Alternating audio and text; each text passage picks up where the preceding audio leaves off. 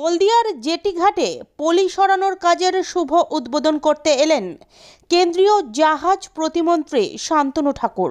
আজ বিকেলে হলদিয়া inland waterways authority of ইন্ডিয়ার জেটি ঘাট পরিদর্শনে এলেন কেন্দ্রীয় প্রতিমন্ত্রী।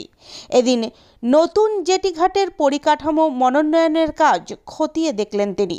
জানা গিয়েছে, হুগলি নদীর তীরে হলদিয়ায় এই জেটি ঘাট নতুন বাণিজ্য কেন্দ্র তৈরি হতে চলেছে। নদীতে পলি জমা হওয়ায় সেই জেটি ঘাট চালু করা সমস্যা তৈরি হচ্ছিল।